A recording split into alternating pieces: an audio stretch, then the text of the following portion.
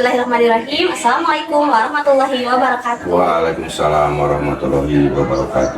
Baik, jumpa lagi bersama saya Maisani, calon guru penggerak angkatan 10 Kabupaten Sumedang dari SD Negeri Cikandang. Sekarang saya tidak sendiri bersama Bapak Kepala Sekolah tercinta Bapak Rusdiadi. Maka Bapak perkenalan terlebih dahulu.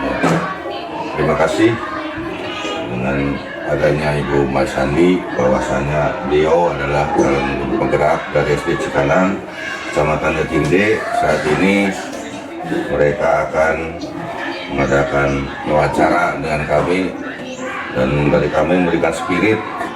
Mudah-mudahan atau semoga Ibu Maisani diberi kelancaran dan kesehatan untuk menggapai cita-cita mereka yang begitu mulia sebagai calon guru penggerak. Untuk saat itu kami persilakan ke Ibu Mai untuk apa yang mau ditanyakan dan disampaikan kepada saya. Baik, terima kasih waktunya Bapak. Mohon maaf mengganggu, mungkin izin mau mengadakan wawancara mengenai ngobrol-ngobrol mungkin ya Pak ya, mengenai pengambilan keputusan berdasarkan nilai-nilai kebajikan universal.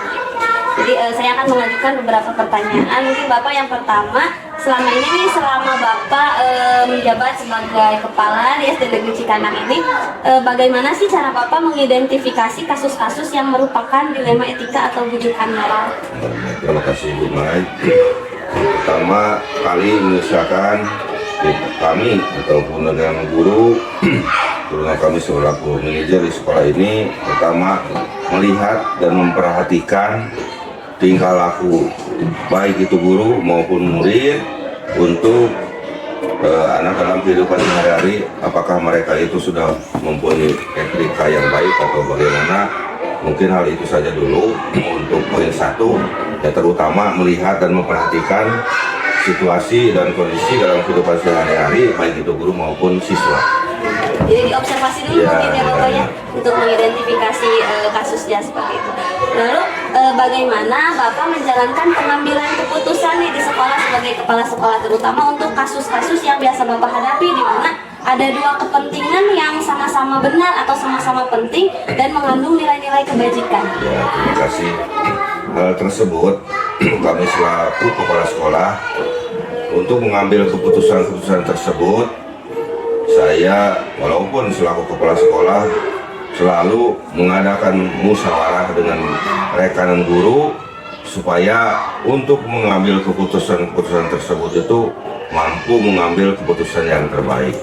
Jadi kami bukan tidak mampu untuk mengambil keputusan secara mandiri, tapi kami ingin ada kebersamaan untuk menggapai atau hasil yang dilontarkan dalam keputusan tersebut. Jadi musyawarah dulu ya Pak ya. Ya. Untuk langkah-langkahnya Bapak, langkah-langkah atau prosedur seperti apa sih yang biasa Bapak lakukan dalam pengambilan keputusan? Langkah-langkahnya barangkali kita bisa melalui monitoring, supervisi, ataupun wawancara dengan guru yang dianggap kurang beretika ataupun siswa untuk mengarahkan ke hal yang lebih baik lagi. Barangkali itu saja. Melalui monitoring, supervisi, dan wawancara ya Pak ya.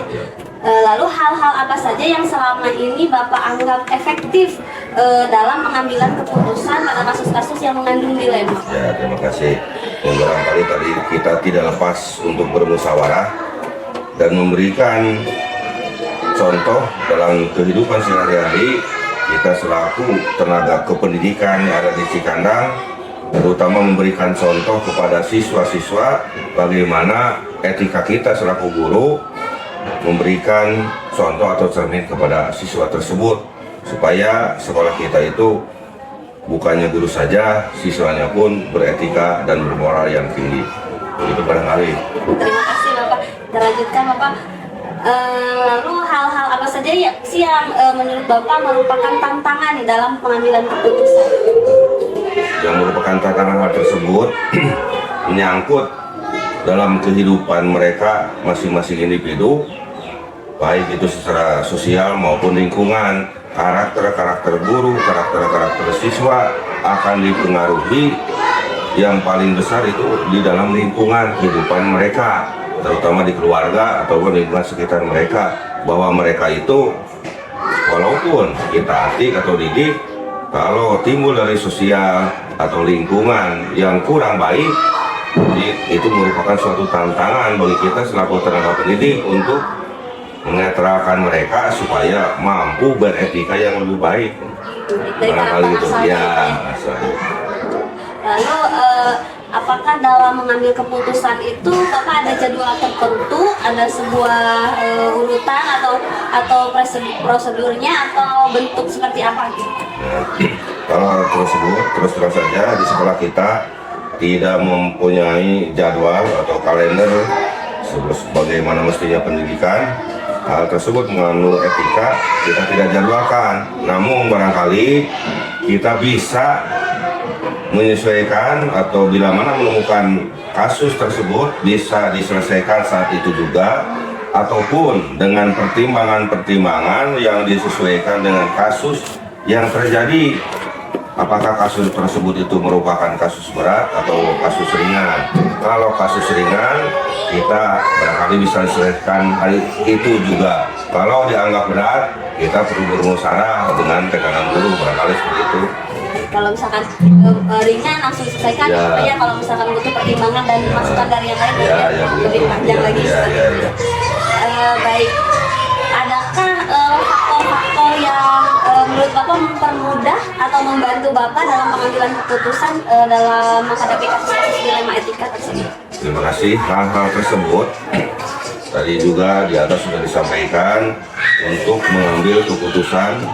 Walaupun saya misalkan sebagai kepala sekolah di sini, bukan berarti segala sesuatunya harus keputusan sendiri. Justru hal tersebut itu kita harus selalu melibatkan rekanan guru untuk mengambil keputusan yang dianggap lebih baik, lebih sempurna untuk disampaikan. Dan itu barangkali. Jadi dilibatkan ya Bapak ya, untuk mempermudah. Dilibatkan. Baik, terima kasih Bapak. Dan mungkin dari semua yang telah tadi Bapak sampaikan, pembelajaran apa sih yang Bapak dapatkan itu dari pengalaman-pengalaman Bapak mengambil keputusan atau menyelesaikan kasus dilema etika? Ya, terima kasih. Ya, alhamdulillah. Sebagaimana kita wawancara terdahulu bahwa pertama itu menambah wawasan, menambah pemahaman, menambah pengalaman untuk lebih baik lagi kita ke depannya bersikap baik itu dengan rekan guru, dengan siswa, dengan lingkungan sekitar yang berada di sekolah. Jadi segala sesuatu pun tadi menurut saya tidak bisa diselesaikan secara individu, jadi perlu sekali kita bermusyawarah supaya untuk dicapai mufakat bersama. Itu barangkali Bu. Terima kasih Bapak. Ya. Untuk wawancara mengenai pengambilan keputusan berdasarkan yang dibagikan, kita cukupkan sekian. Terima kasih atas waktunya. Semoga Bapak sehat selalu. Amin. Ya, nanti mudah-mudahan bisa kita sama-sama aplikasikan agar STC Kanang ini menjadi sekolah yang semakin maju. Amin. Ya, terima kasih Bu atas segala sesuatunya. Mudah-mudahan sukses dan lancar. Amin.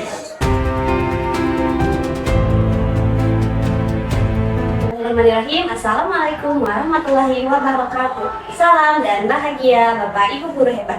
Jumpa lagi bersama saya Maisardi, calon guru penggerak angkatan 10 Kabupaten Sumedang. Kali ini saya tidak sendiri, ditemani oleh Ibu Dini Siti Hardianti selaku Kepala SD Arafi BHS Sumedang. Assalamualaikum. Waalaikumsalam, Buma. Apa kabar? Alhamdulillah, luar biasa. Alhamdulillah. Ibu Dini, hari ini mungkin mohon maaf saya mengganggu waktunya, minta waktunya sedikit untuk melakukan wawancara terkait pengambilan keputusan berdasarkan nilai-nilai kebajikan Menfas. Oke, kita ngobrol ya. Siap. Mungkin izinkan saya mengajukan beberapa pertanyaan Ibu Dini. Selama ini nih, Ibu Dini menjabat sebagai Kepala SD Arafi BHS, bagaimana sih cara Bu Dini mengidentifikasi kasus-kasus yang Ibu Dini hadapi, baik itu yang berhubungan dengan dilema etika maupun berhubungan dengan bujukan haram? Oke, kalau mau identifikasi sebetulnya kan kalau di sekolah itu tidak seperti di masyarakat umum ya, Bunda ya. Kalau di sekolah biasanya kita start dari guru kelas dulu. Biasanya kalau problematika yang ada di sekolah itu kan berhubungan dengan peserta didik atau orang tua, biasanya seputaran itu. Adapun kalau misalnya itu berhubungan dengan pihak luar, biasanya lebih ke internal manajerial ya. biasanya kalau yang berhubungan dengan peserta didik ataupun orang tua, identifikasi awal itu biasanya tentu dari guru kelasnya dulu yang terdekat dengan anak-anak. Biasanya guru kelas itu akan mengidentifikasi ada sesuatukah nih di antara peserta didik, baik itu berupa konflik sederhana antar anak atau yang lebih luas lagi. Biasanya itu dari wali kelas dulu. Nanti kalau di sini kita biasanya sistemnya prosedural ya Bu Mai, dari wali kelas biasanya akan menyampaikan ke bagian kesiswaan, dari bagian kesiswaan akan sampai ke kepala sekolah. Pun itu tidak melulu seperti itu, tentunya bergantung kepada problem apa yang ada di antara peserta didik atau di orang tua, seperti itu biasanya. Tergantung dari program yang sedang dihadapi. Betul, tergantung problemnya apa, karena kan kalau misalnya konflik sederhana sebetulnya selesai ya di kelas juga gitu, seperti itu biasanya. Berarti kalau saya tarik kesimpulan, berarti dari awal itu diidentifikasi dari guru kelas dulu, kalaupun itu belum tertangani mungkin nanti maju ke kesiswaan, baru mungkin ke ibu kelas Atau misalnya lebih kompleks lagi, kalau misalnya lebih kompleks lagi biasanya kita akan melibatkan BK ataupun psikolog sekolah, biasanya seperti itu. Ibu lalu selama ini untuk Ibu Dini sendiri untuk menjalankan pengambilan keputusan di sekolah, terutama untuk kasus-kasus yang dimana ada kepentingan yang sama-sama dua-duanya itu penting gitu nih. Kira-kira seperti apa Ibu mengatasinya? Pengambilan keputusan yang dua-duanya penting ya, suka dilema ya Bu ya, gitu.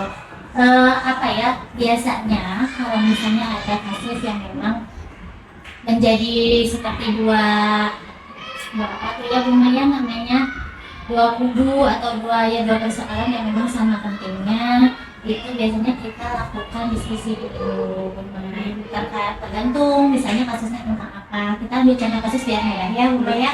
Misal, karena kalau di sekolah swasta ini biasanya ada setiap awal tahun ajaran nih baru dilalui banget, biasanya ada bukan problem ya, hal yang membuat gelisah orang tua dan anak-anak, biasanya itu tentang pecah kelas misalnya. Nah itu kan antara pecah kelas dan tidak sebetulnya tidak ada dampak yang bagaimana ya sebetulnya, cuma untuk orang tua dan anak kadang-kadang ini menjadi sebuah kegelisahan, aduh temennya ganti lagi, aduh besti bunda ganti lagi dan lain sebagainya. Nah bagaimana kami menghadapi ini, itu biasanya kita analisis dulu dari sesuai kebutuhannya. Kalau misalnya terkait tentang pemecahan kelas, kita analisis dengan tentunya diskusi dengan psikolog ya, kemudian kalau di sini itu indikator pemecahan kelas itu harus seperti apa sih, kapan kelas itu misalnya harus dipecah. Nah kita di sini ngobrol dengan psikolog kondisi-kondisi mana yang mengharuskan kita pecah kelas, itu dalam berbagai pertimbangan. Di sekolah ini ada berapa lomba, kemudian keseimbangan kelas A dan kelas B dari segi akademiknya, dari segi karakteristik anak itu juga menjadi pertimbangan. Biasanya ada diskusi khusus antara internal manajemen antara kepala sekolah dengan Wakasek, lalu dengan dibantu oleh psikolog sebagai, karena ini sekolah dasar ya, yang segala sesuatunya harus berdasarkan nih aman gak nih psikologis anak, itu kita di sini dibantu oleh psikolog sekolah. Nah dari situ kita pertimbangkan misalnya dari karakteristik anak-anaknya atau kondisi anak-anaknya masih kondusif atau tidak misalnya.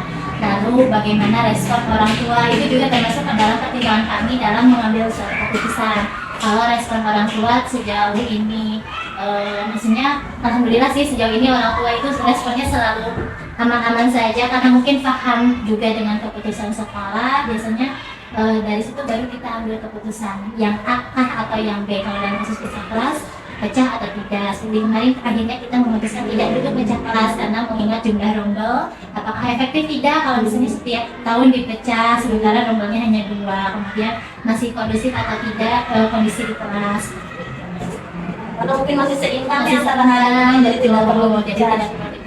Itu pun dampaknya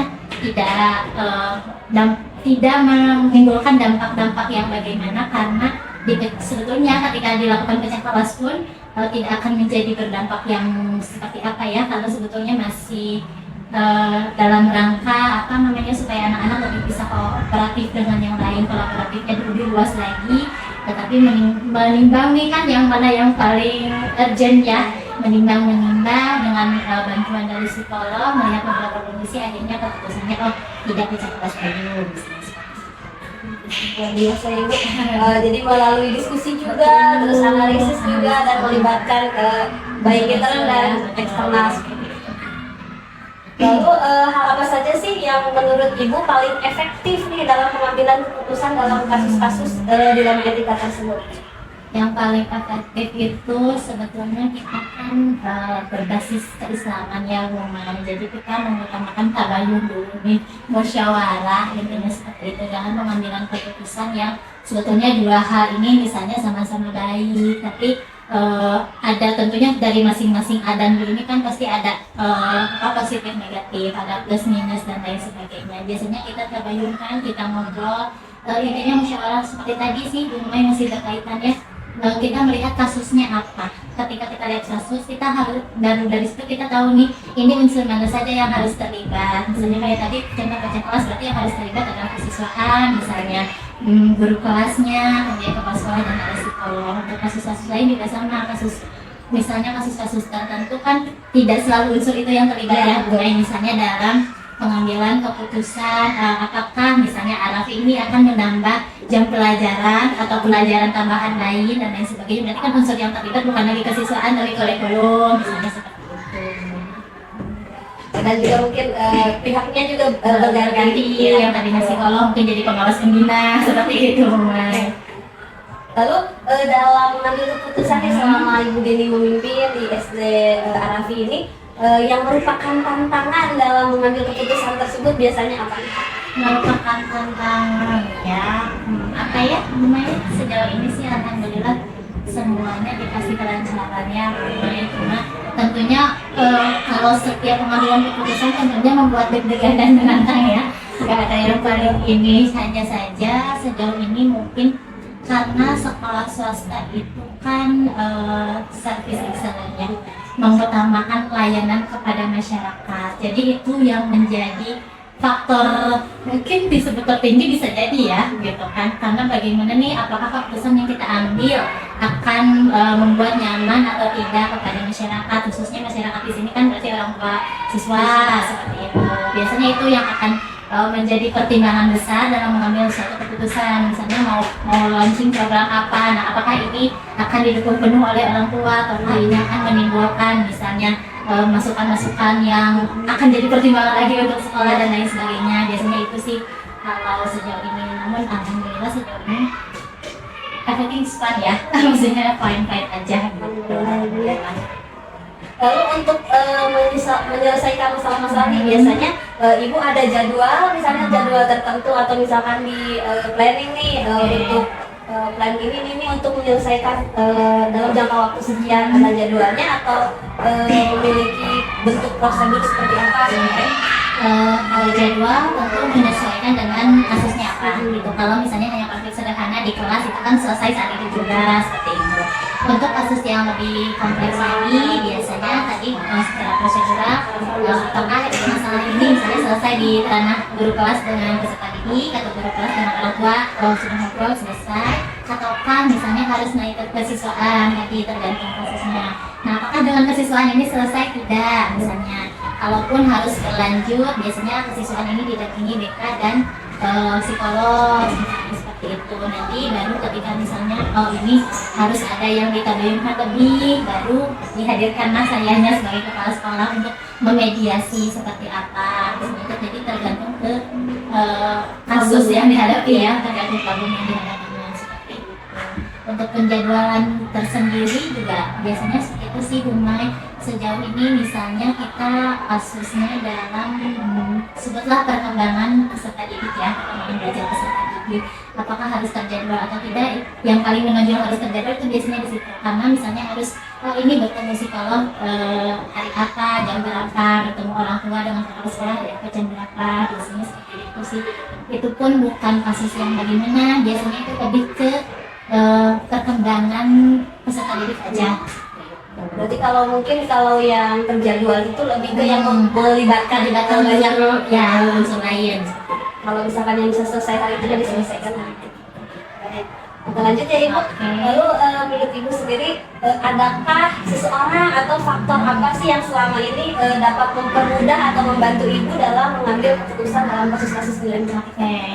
yang mempermudah tadi karena sistem musyawarah ya, tidak, karena kan kita ini di satu lembaga itu kerja tim Pak Gumai.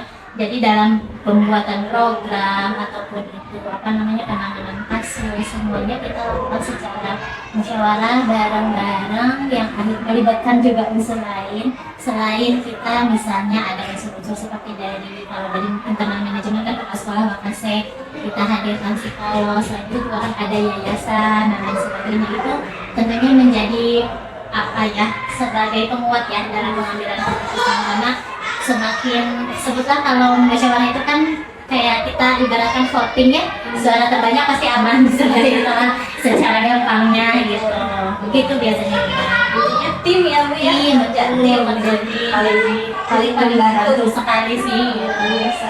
Mudah-mudahan kedepannya juga semakin lancar, timnya semakin solid dan baik. Dari semua yang kita bahas nih hari ini, menurut Ibu pembelajaran apa sih yang Ibu dapat dari pengalaman Ibu dalam mengambil keputusan yang mengandung nilai etika? Oke, pelajaran yang didapat ya lebih ke life lessons mungkin ya. Kita belajar lebih tenang, lebih bijak, kemudian lebih memandang kita mencoba memandang dari berbagai sudut pandang gitu. Jadi kalau saya mengambil keputusan hanya sebatas sudut pandang saya sebagai kepala sekolah misalnya, itu juga kan belum tentu hasilnya menjadi sebuah keputusan yang bijak. Apakah itu dirasa membuat nyaman atau tidak untuk misalnya yang diberi keputusan seperti itu kan. Tapi kalau kita memandang dari berbagai sudut pandang, seperti saya sebagai kepala sekolah misalnya, lalu ada sudut pandang dari ini di bagian kesusahan seperti ini, keagamaannya begini, kurikulum begini, psikolog seperti apa, dari sisi orang tua seperti apa, misalkan didiknya sendiri seperti apa. Nah itu pelajaran yang paling berharga itu gitu. Jadi kita tidak membuat keputusan itu nggak serta-merta berdasarkan beda dengan pengambilan keputusan tertentu yang harus ini hak prerogatif nih, misalnya tidak seperti itu. Tapi ketika kita menghadapi suatu dilema, kita harus melihat berbagai sudut pandang. Nah, akhirnya ketika keputusan itu dibuat, itu kan sudah berdasarkan ini dari misalnya segi keagamaan sudah dalilnya seperti ini, sudah jelas gitu, dari segi psikologis anak sudah jelas seperti ini. Jadi akhirnya keputusan yang dibuat mudah-mudahan itu adalah keputusan yang terbaik gitu. Sehingga tidak akan disesali Ya, betul. Dan ketika ada yang misalnya kan tidak jarang kita menghadapi konflik lagi, misalnya setelah ada keputusan ternyata ada konflik baru nih, misalnya itu mempertentangkan keputusan misalnya. Nah, karena dari awalnya sudah banyak faktor yang menjadi pertimbangan, itu bisa menjadi penguat rumah. Jadi lebih memahamkan. Kadang misalnya itu kan biasanya suka ada aja ya kesalahpahaman dan lain sebagainya. Jadi lebih mudah kita untuk memahamkannya karena datanya ada seperti itu. Karena sudah dikaji terlebih Betul, dahulu. sudah ada. Baik, terima kasih banyak Bu Dewi. Alhamdulillah dari wawancara kita mungkin sama-sama dapat ilmunya ya, Bu. Dan bermanfaat ya. Terima kasih Selamat semuanya. kami. Semoga sehat selalu, semakin jaya setiap hari. Amin. Amin. Sukses selalu.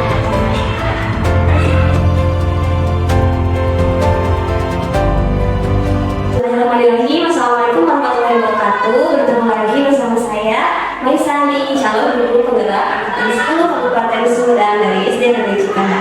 Kali ini saya tidak sendiri, saya ditemani oleh Ibu Gina Andriani selaku Kepala SMP Arafi BHS Sumedang. Assalamualaikum Bu Gina, apa kabar? Mohon maaf mengganggu waktunya Ibu. Terima kasih sudah bersedia melakukan wawancara. Hari ini mungkin minta waktunya sebentar. Saya ingin melakukan ngobrol-ngobrol aja kayak sama Ibu mengenai pengambilan keputusan berdasarkan nilai-nilai kebijakan Indonesia. Mungkin bagian saya mengajukan beberapa pertanyaan, mungkin berdasarkan pengalaman-pengalaman yang sudah Ibu alami sebelumnya. Mungkin yang pertama Ibu, selama Ibu menjabat sebagai kepala SMP Arafi atau mungkin sebelum-sebelumnya selama mengajar, bagaimana sih Ibu mengidentifikasi kasus-kasus yang merupakan dilema etika atau kebijakan moral? Terima kasih kesempatannya Bu Guru, Ibu Cara, Bu Guru penggerak Baik, untuk identifikasi masalah-masalah yang berkaitan dengan dilema etika itu seringkali memang kita hadapi ya, kita alami dalam kehidupan di sekolah. Jadi khususnya untuk saya yang baru sebagai kepala sekolah, memang pernah beberapa kasus yang saya alami selama menjabat di sekolah ini. Contohnya mungkin seperti ketika halnya di mana salah satu dari tim kami itu harus mengikuti PPG. Ketika mengikuti PPG itu kan kita meminta banyak waktu ya, kemudian juga di mana dia harus memenuhi beberapa persyaratan dalam waktu singkat, kemudian itu karena pemberitahuan mendadak gitu. Dia harus melakukan recording itu dalam waktu 1 hari itu gitu. Sementara beliau pun kelas, kemudian ya berbagai masalah ya muncul gitu ketika ada kasus itu. Ya lebih ke alami oleh banyak guru juga ya. Ya seperti itu. Lalu mungkin selama ini bagaimana sih Ibu menjalankan pengambilan keputusan di sekolah, terutama nih kepada tadi kasus-kasus yang Ibu jelaskan ya, di mana kedua kepentingan tersebut sama-sama penting dan mendesak, mengajar penting misalnya dari untuk PPG juga mungkin penting untuk kedepannya seperti itu. Jadi untuk Ibu sendiri bagaimana menjalankan pengambilan keputusannya nih agar sama-sama enak sih. Baik, jadi yang saya kemarin itu memang agak pelik juga masalah objektif karena memang kan sekolah kami baru itu belum punya badan poli KDSN segala macam dari dasar berbeda. Jadi tapi sementara beliau itu memang dituntut harus sudah mulai gitu ya pengajian dalam waktu dekat gitu. Akhirnya di awal saya bicara dulu tentunya, kemudian kami bikin komitmen bagaimana bisa itu secara administrasi beliau bisa memenuhi, tapi pun kami tidak bisa fasilitasi di bawah lingkungan sekolah kami gitu. Akhirnya kami sarankan beliau masih menggunakan yang lama gitu. Jadi ya dengan berbagai tindakan juga saya konsultasi dengan yayasan. Akhirnya kesimpulannya seperti itu karena beliau mengikuti tes dan sebagainya waktu di sekolah pertama. Akhirnya ya sudah di sekolah aja memakai sekolah administrasinya. Ketika nanti mungkin sudah ada kita punya dapur yang SN dan semacamnya, mungkin bisa dipindahkan gitu ya, mudah-mudahan lancar. Cuma saya pun memang masih menunggu keputusan apakah dia bisa lulus sekolah, mungkin nanti ada final segala macam atau tidak dengan perpindahan satuan pendidikan. Itu jadi yang pertama saya mau dulu itu juga ada kaitannya dengan peraturan dari yayasan itu yang kami tidak memperkenalkan untuk mengikuti ketika itu. Sedangkan PPG itu salah satu cara untuk lebih mudah kan ya dalam menjadi ketika gitu. Di awal saya kuatkan dulu komitmennya bersama guru yang bersangkutan. Kemudian saya pun komitmen yang kedua itu masalah ya SK secara administrasi, kemudian yang kedua itu komitmen mengenai waktu. Nah, karena nanti kita akan berbicara pendidikan itu PPG itu kan dipadankan ya. Nah, jadi pasti akan meminta banyak waktu dan perhatian. Sedangkan kita ini kan ini sekolah baru, jadi di bulan-bulan ini itu pasti banyak hal yang harus kami persiapkan gitu menyambut tahun ajaran yang memang masih lama, tapi kita ingin dulu secara matang gitu. Kita sedang akan bincang sosialisasi promosi ke sekolah-sekolah dasar gitu untuk menjalin kita didik baru. Jadi memang fokus kami banyak gitu di awal tahun ini, meskipun sudah awal tapi kita memang sudah start gitu ya gitu. Makanya komitmen kedua itu ya waktu, itu bagaimana beliau bisa menghandle waktu di antara mengajar, kemudian karena beliau pun ada di Batam di sini Wakase pendidikan dasar yang lumayan kurikulum jadi bagus. Jadi memang mengalami perbedakan tidak mudah untuk beliau nanti bagi waktunya, tapi mungkin harus prioritas ya semuanya yang harus beliau kedepankan. Jadi berarti mungkin komitmennya dulu ya saya pegang gitu. Membangun komitmen baik secara administrasi maupun secara prioritas waktu. Lalu langkah-langkah atau prosedur seperti apa sih yang biasanya Ibu lakukan kalau misalkan menemukan kasus-kasus yang berhubung dengan dilema etika ini?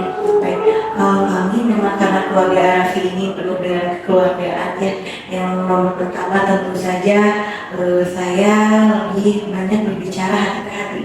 Jadi apple to apple, kami ingin solusinya juga yang win-win solution. Tentu saja tidak ingin memberatkan di satu pihak, tapi pun tidak boleh merugikan pihak sekolah gitu. Itu yang pertama. Jadi mau hard dulu sampai kita kita cari titik tengah di antara kita. Kemudian setelah itu nanti saya koordinasi konsultasi dulu dengan pihak yayasan karena kami di bawah yayasan. Nanti ketika kami sudah menemukan solusi antara di unit kita, baru kita kasih permasalahan sekaligus solusi yang sudah kita dapatkan, yang kita konsultasikan nanti bagaimana keputusan yang diambil selanjutnya atas pertimbangan dari yayasan juga. Jadi mungkin alurnya ke yang bersangkutan dulu, mungkin kalau bisa di handle oleh ibu sama ibu, kalau belum selesai baru naik mungkin ke yayasan, seperti itu yang dipecahkan bersama. Lalu hal-hal yang selama ini menurut pandangan ibu Gina sangat efektif nih dalam pengambilan keputusan yang mengandung dilema etika itu, pertimbangannya seperti apa sih? Yang hal-hal yang dianggap efektif dalam pertimbangan keputusan. Kalau kami lebih ke pendekatan personal ya, makanya lebih efektif karena bagaimanapun biasanya kan namanya dilema ya, dilema itu lebih mengedepankan hati ya daripada pikiran, daripada logika. Jadi itu makanya tadi bicaranya dari hati ke hati dulu gitu ya, kita bukan mengesampingkan logika, tapi ketika hati sudah bertemu gitu kan, di tengah logika pasti akan berubah terurai. Itu jadi lebih ke pendekatan personal dulu gitu. Baik, luar biasa. Jadi hati ke hati dulu ya Bu ya, biar tahu udah datang lah, insya Allah jalannya akan ditemukan seperti itu ya Bu ya. Dulu kalau dalam memutuskan nih menurut Ibu Gina yang merupakan suatu tantangan dalam memutuskan keputusan yang mengandung dilema etika itu seperti apa? Ya, tantangannya yang pertama kalau kasus saya tadi itu kan mengenai masa depan ya, mengenai masa depan ya seorang guru gitu kan, dimana keputusan saya mengizinkan atau tidak itu kan sangat memegang peran utama ya untuk kelangsungan selanjutnya. Makanya yang saya pegang itu soal komitmennya dulu gitu, komitmennya bagaimana dia mau mengikuti ketentuan kita, tapi kita juga tidak mau dirugikan gitu, sementara ini pun harus terfasilitasi dengan baik gitu keinginannya. Tapi kan itu bukan semata keinginannya sih ya, kalau itu pun akan mendukung profesionalisme beliau. Memang pada ujung-ujungnya sekolah pun yang akan diuntungkan sebetulnya, karena semakin beliau terlatih, semakin beliau teredukasi, pasti efeknya juga berdampak baik ke sekolah seperti itu. Tapi memang ada keputusan yang memang harus ya secara tegas kami putuskan gitu kan. Mungkin ya yang kalau itu tadi kita harus cari win-win solutionnya dulu gitu. Tantangannya mungkin membangun komitmennya, bagaimana kami tidak ingin merugikan, tapi pun kita juga tidak ingin dirugikan. Dan jadi betul harus win-win solution, harus sama-sama yang diuntungkan ya. Baik, terima kasih Bu. Lalu untuk menyelesaikan sebuah kasus atau mungkin tantangan-tantangan yang Ibu hadapi, apakah ada jadwal tertentu ataukah langsung diselesaikan di tempat, atau ada juga tengah waktu misalnya target Ibu dalam menyelesaikan kasus-kasus tersebut? Oke, kalau saya sih sebetulnya as soon as possible ya. Kalau kita ada masalah memang harus sudah diatasi, karena tidak mungkin juga kalau bahasa sudah dulu ya, saya inginnya kalau ada sesuatu cepat gitu, dengan gercep lah gitu diselesaikan sebisa mungkin, tidak ada tenggang waktu yang lama gitu. Jadi kalau misalnya bisa hari ini selesai, harus hari ini selesai gitu. Pun kalau saya harus menghidupkan pihak-pihak lain untuk menyelesaikannya, ya saya tentu ingin percepatan lah pasti gitu. Karena prinsip saya sih seperti itu, ketika ada apapun ya sudah possible harus selesai. Secepat mungkin lebih baik secepat mungkin gitu. Terima kasih. Lalu adakah faktor-faktor yang selama ini mempermudah Ibu nih dalam mengambil keputusan yang mengandung dilema etika tersebut? Yang mempermudah saya tentu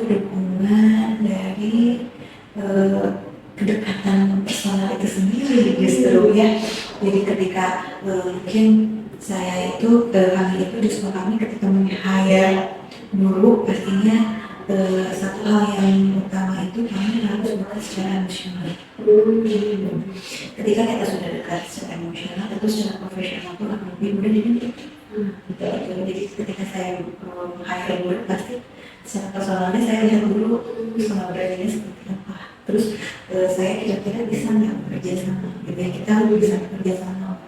Nah kalau secara personalnya dilihat sudah mumpuni, sudah capable dengan segala macamnya, itu akan mudah, itu akan lebih mudah. Nah, kedekatan seperti itulah karena saya lebih suka diskusi secara personal juga ya, untuk bisa ada masalah gitu kan, tidak serta-merta yang harus memutuskan dengan sanksi, SP segala macam gitu ya. Tapi kalau kita bisa selesaikan secara kekeluargaan, secara baik, karena kita juga kan sekolahnya Arafiyah dengan nilai-nilai Islami, tentu saja musyawarah itu untuk mufakat itu kan pasti kita utamakannya, kita lebih mengutamakan ukhuwahnya gitu kan, bagaimana kita bisa berbaik baiklah dengan lingkungan, dengan apa namanya, dengan anak buah tadi. Jadi itulah jadi saya yang memudahkan saya karena memang ada kedekatan secara personal gitu. Bukan saya karena nepotisme, tapi memang orang-orang yang bekerja dengan saya memang harus kita mempunyai satu bonding gitu. Meskipun kita belum kenal lama gitu, tapi kedekatan personal itu harus dibangun gitu kan. Ya mau caranya ya ini apa berakal beria itu. Karena apa, kalau sudah kita dekat, kita tahu secara personalnya seperti apa, kita tahu juga cara menghindar. Nah itu kayak kita pendekatan ke murid juga seperti itu kan, dia sukanya apa, dia gimana, kita jadi tahu oh ini kurangnya di mana, nanti kita masuknya seperti caranya, dan cara menghindar. Ketika dia ada problem seperti itu, nah waktu itu saya itu terapkan itu kepada guru saya. Jadi mungkin sudah tahu dulu nih karakternya, agar kita juga treatmentnya mungkin pas ya Bu ya, seperti Leading juga ya, karena sebagai itu harus tahu, harus bisa menguasai medannya. Mereka ada nyaman gitu, saya ini nyaman kalau di lingkungan kerja kan, kalau sudah nyaman mereka merasa secure juga nanti. Kalau kita di lingkungan pendidikan ya, efeknya pasti sama gitu kan. Kalau gurunya nyaman pasti mengajarnya terus hati, sepenuh hati, insya Allah ilmunya lebih sampai, anak-anaknya pun lebih gampang menerimanya. Yang lebih barangkali lah ya, mungkin berkah cita-citanya seperti itu. Biasa sekali ya. Karena mungkin dengan gurunya bahagia, pasti murid juga bahagia ya. Saya selalu bilang kalau misalnya weekend tuh kan, kalau kira-kira memang perlu yang sangat urgent acara di satu minggu, tapi ketika tidak lebih baik dulu istirahat ya kan. Saya yang menyelesaikan kalau ada sesuatu yang di weekend, saya atau beberapa saja yang menyelesaikan itu, karena apa indeks kebahagiaan guru itu penting untuk saya gitu. Jadi saya tidak mau guru-guru saya dalam keadaan tertekan, nanti punya anak gitu kan, kalau dia tidak happy itu. Jadi saya ciptakan ya suasana kerja yang kondusif, yang aman, yang happy gitu biar itu Luar biasa sekali Bu. Insya Allah. Baik, dari percakapan kita nih Bu, hari ini luar biasa sekali. Menurut Ibu, pembelajaran apa sih yang Ibu dapat Ibu petik dari pengalaman-pengalaman Ibu dalam memutuskan hal-hal yang mengandung dilema itu? Untuk saya itu lebih ke sebetulnya lebih ke bagaimana menjadi baik dengan memanfaatkan power. Bagaimana berlaku bijak ketika kita dalam di bawah satu jabatan gitu. Bagaimana kita bisa memanfaatkan jabatan kita untuk hal-hal yang seperti itu ya, untuk menghasilkan harus nepotisme karena kedekatan jadi mudah memberikan suatu kebijakan, tapi tidak seperti itu. Profesionalisme harus tetap dijalankan, tapi bagaimana kedekatan itu bisa justru menghadirkan kemudahan dalam menegakkan peraturan, dalam menegakkan kebijaksanaan yang justru menguntungkan kedua belah pihak.